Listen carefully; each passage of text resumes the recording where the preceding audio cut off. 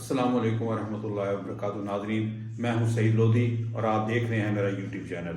नाजरीन, मौजूदा imported government मुल्क और मुल्क की मईशत को संभालने में मुकम्मल तौर पर नाकाम हो गई है। इसलिए इम्पोर्टेड गवर्नमेंट की जगह टेक्नोक्रेट की गवर्नमेंट लाने की अफवाहें गर्दिश कर रही हैं। मीडिया और सोशल मीडिया पर खूब नॉइज क्रिएट किया जा रहा है। मालूम हुआ है कि कुछ टेक्नोक्रेट ने मुबैना तौर पर एस्टेब्लिशमेंट से मुलाकातें भी की हैं। टेक्नोक्रेट के साथ मुलाकात में यही बात डिस्कस की गई है कि मौजूदा माली जुबू हाली को कैसे ठीक किया जाए।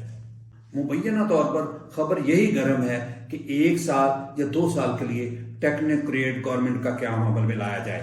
तजवीज़ यही है कि दी गई मुद्दत में ये टेक्नोक्रेट की हुकूमत जो तबाह हाल मईशत है उसको संभाला दे। ये टेक्नोक्रेट जो है ये बिल्कुल सादा और टेक्निकल लोग होते हैं जो सीधा सीधा काम करना जानते हैं।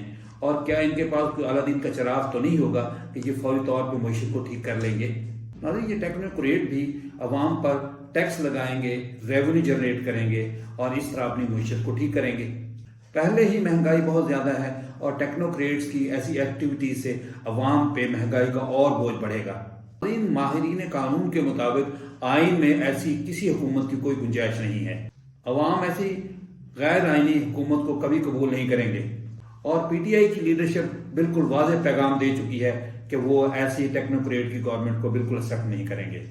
नाज़रीन, बात बिल्कुल सीधी है कि अगर हमने मुल्क को इस दलदल से निकालना है तो आइन पर अमल करते हुए आम इंतखाबात करवा दिए जाएं। जो पार्टी इंतखाबात में वाज़ेह बरतरी हासिल करे उसको हुकूमत दे दी जाए। यही अवामी हुकूमत होगी जो अवाम की कसरत राय से बनेगी। लेकिन नाज़रीन, मसला तो इमरान खान का है। अगर ऐसे किया तो वो 2/3 अक्सरियत लेके आ जाएगा। बस यही वजह है कि इंतखाबात से फरार इख्तियार किया जा रहा है। जितने मर्जी और तजर्बात कर लें पाकिस्तान के साथ, लेकिन आखिरकार इंतखाबात ही वाहिद हल निकलेगा जो पाकिस्तान के मुआशी और पाकिस्तान के अंदर सियासी इस्तेहकाम का बायस बनेगा। इधर मुल्क के वजीर खजाना जनाब इसहाक डार साहब इस बात का इतराफ कर रहे हैं कि मुल्क की मईशत बहुत कमजोर है, लेकिन डिफॉल्ट होने का खतरा नहीं है। पाकिस्तान को डिफॉल्ट होने के करीब तो पहुंचा दिया, और डिफॉल्ट कैसे होता है? पाकिस्तान के रिजर्व 6.1 अरब डॉलर रह गए हैं। नए साल में पहले 3 महीनों में पाकिस्तान ने 8.5 अरब डॉलर पे करने हैं। एलसी खोलना हमने बंद किया हुआ है क्योंकि हमारे पास डॉलर नहीं है। बाज़ महकमों के स्टाफ और वर्करों को तनख्वाहों की मद में देने के लिए पैसे नहीं है। बिजली की पैदावार में कमी होने की वजह से शॉर्टफॉल बहुत ज्यादा हो गया है और लंबी लंबी दुरानियों की लंबी लोड शेडिंग चल रही है। गैस नापैद है। मुल्क में फैक्ट्रियां और इंडस्ट्री बंद हो रही है। पिछले रोज टोयोटा और सुजुकी ने भी अपनी फैक्ट्री बंद कर दी है। मालूम है इस इंडस्ट्री के बंद होने की वजह से पाकिस्तान में कितने लोग बेरोजगार होंगे, कितने मजदूर बेरोजगार होंगे। एक अंदाजे के मुताबिक पाकिस्तान में 50 लाख मजदूर जो है वो बेरोजगार हो जाएंगे। मुल्क में अद्वियात की कमी हो रही है। मुल्क में जिंदगी बचाने वाली अद्वियात की कमी होनी शुरू हो गई है। आटे सब्जियों के रेट आसमानों से बातें कर रहे हैं। यहां तक कि 1 किलो प्याज की कीमत सरकारी निर्ख के मुताबिक $1 के बराबर है। डिफॉल्ट होने वाले मुल्क के हालात ऐसे ही होते हैं। नाज़रीन, डार साहब तिफल तसल्ली दे रहे हैं कि मुल्क डिफॉल्ट नहीं करेगा। अल्लाह ना करे मुल्क डिफॉल्ट करे, तो कुछ अमली करके दिखाने की जरूरत है। समाजी राब्ते की वेबसाइट ट्विटर पर अपने एक बयान में शेख रशीद साहब ने वजीर आज़म को मुखातब करते हुए कहा, वजीर आज़म को डिफॉल्ट का मतलब ही नहीं मालूम तो गरीब के घर जाकर देखें। नए साल के पहले 3 महीनों में 8.3 अरब डॉलर की रीपेमेंट करनी है। मुआशी, सियासी, इक्तसादी दहशतगर्दी ही असल मसला है। 9 माह से पीडीएम भीख मांग रही है, उन्हें कोई खराब नहीं दे रहा। ना पाकिस्तान में और ना बाहर इज्जत मिल रही है। शेख रशीद साहब ने मजीद कहा कि सियासी इस्तेहकाम होगा तो मुआशी माहिरीन नताइज दे सकेंगे। सियासी अदम इस्तेहकाम में सारे मुआशी और सतूक नाकाम हो जाएंगे।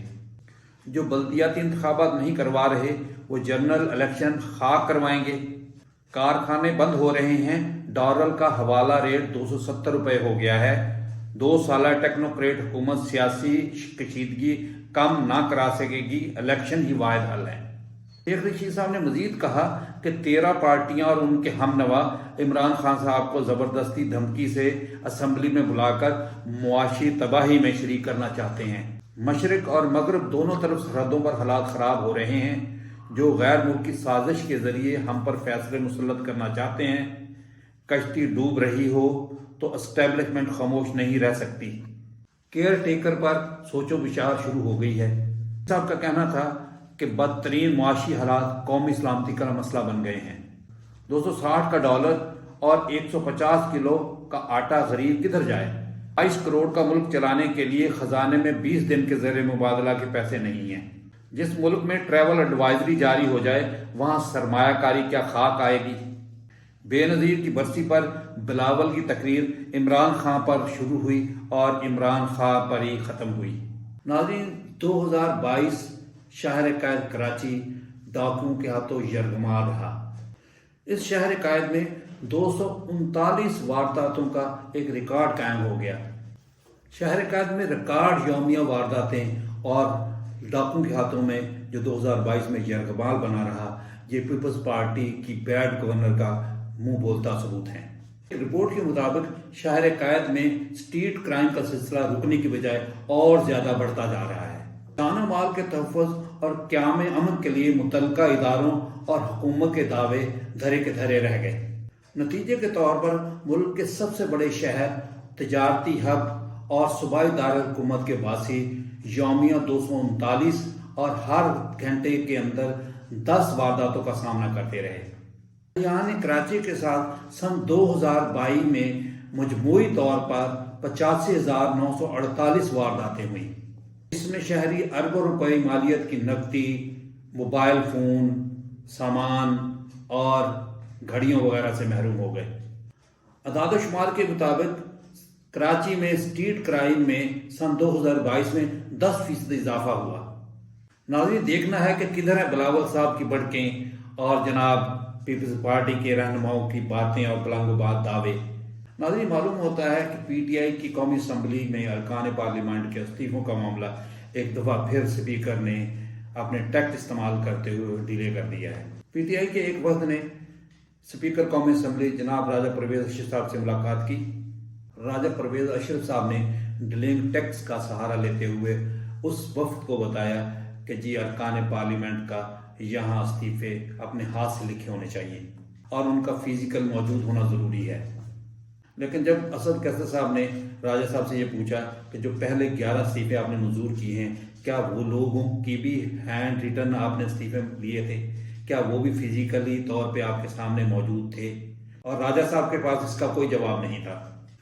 منت ترلے سے راجہ پرویز اشرف صاحب نے جتنے بھی وفد کے لوگ آئے تھے ان سب کو قائل کرنے کی کوشش کی کہ جی آپ پارلیمنٹ میں آ جائیں، لیکن جب ارکان نہ مانے تو راجہ صاحب نے کہا کہ اب جتنے بھی لوگ آپ کے استعفے لے کے آئیں گے سب کو ایک ایک کو اپنا ہینڈ ریٹن استعفیٰ لے کے میرے سامنے پیش ہونا ہوگا۔ ناظرین، اس طرح کہ ہر روز ایک پارلیمنٹ ممبر آئے گا، اپنا استعفیٰ پیش کرے گا، اس کا استعفیٰ منظور ہوگا، تو اس لحاظ سے تو جتنے ارکان پارلیمنٹ پی ٹی آئی کے ہیں ان کو کم از کم 4 مہینے کا وقت چاہیے۔ ناظرین، ادھر ایم کیو ایم کے تمام دھڑوں کو ایک دوسرے میں ضم کرنے کے لیے گورنر کراچی بہت زیادہ متحرک ہیں اور گورنر ہاؤس جو ہے وہ بڑی اہمیت اختیار کر گیا ہے۔ ایم کیو ایم کی رابطہ کمیٹی نے تمام گروپس کو ایم کیو ایم میں ضم کرنے کا فارمولہ طے کر لیا ہے، جبکہ گورنر سندھ جناب کامران ٹسوری صاحب نے رابطہ کمیٹی کے تمام ارکان کو ایم کیو ایم گروپ میں ضم کرنے کے لیے راضی کر لیا ہے۔ یہ انضمام 2 مراحل میں ہوگا۔ پہلے مرحلے میں مصطفیٰ کمال کی قیادت میں پاک سرزمین پارٹی ایم کیو ایم میں ضم ہوگی۔ دوسرے مرحلے میں فروخ ستار اور دیگر گروپ جو ہے ایم کیو ایم میں ضم ہو جائیں گے۔ کیا جاتا ہے کہ جب یہ سارے تھڑے اور یہ سب گروپس اکٹھے ہو جائیں گے اور ایک ایم کیو ایم پاکستان وجود میں آئے گی تو پھر جناب الطاف حسین صاحب کو امپورٹ کیا جائے گا۔ ناظرین، متحدہ کے تمام گروپس کا جوائنٹ ونچر حکومت کی کنسنسس سے ہو رہا ہے۔ پیپلز پارٹی کا خیال ہے کہ وہ ایم کیو ایم کو متحد کر کے پی ٹی آئی کا راستہ روک سکتی ہے۔ ایم کیو ایم جو ہے اتحادی تو ہے ہی سندھ میں، تو فیوچر میں وہ انتخابات میں سیٹ ایڈجسٹمنٹ بھی کر سکتے ہیں اور مل کے حکومت بھی بنا سکتے ہیں اگر وہ ایسی پوزیشن میں آئے تو۔ ناظرین یہ جوڑ توڑ جتنا بھی ہے یہ بھی عمران خان کی اعصاب پہ سواری کی دلیل ہے۔ ناظرین ایک خبر یہ بھی ہے کہ ملک میں ایمرجنسی کا نفاذ ہونے جا رہا ہے۔ ناظرین خبر یہ بھی ہے کہ ملک میں معیشت اور دہشت گردی کو بیس بنا کر ایمرجنسی لگائی جا سکتی ہے۔ ڈسکس کرنے کے لیے مبینہ طور پر جناب وزیر اعظم صاحب نے آج فوجی قیادت کو وزیر اعظم ہاؤس طلب کیا تھا اور کل نیشنل سیکورٹی کونسل کا اجلاس بلا لیا گیا ہے۔ ناظرین ملک میں اگر ایمرجنسی کا نفاذ ہوتا ہے تو انتخابات پھر ایک دفعہ التفا کا شکار ہو جائیں گے۔ ناظرین دیکھتے ہیں کیا فیصلہ ہوتا ہے۔ ناظرین معروف عالم دین جناب مولانا طارق جمیل صاحب جو کینیڈا میں تھے ان کو گزشتہ دن ہارٹ اٹیک ہوا تھا۔ اب اللہ کے حکم سے اور بہت سے لوگوں کی دعاؤں سے روبہ صحت ہیں۔ مولانا طارق جمیل صاحب کے خاندانی ذرائع کا کہنا ہے کہ مولانا صاحب کو بہت جلدی ہسپتال سے ڈسچارج کر دیا جائے گا۔ قبل مولانا صاحب کی اینجیوپلاسٹی ہوئی تھی۔ ماشاءاللہ سب لوگوں کی دعاؤں کے صدقے مولانا صاحب روبہ صحت ہیں اور مزید دعا ہے کہ اللہ تعالیٰ ان کو لمبی صحت والی زندگی عطا فرمائے۔ آمین ثم آمین۔ ناظرین اگلی مفید ویڈیو کے لیے پھر حاضر ہوں گا، تب تک اجازت دیجیے۔ اللہ حافظ۔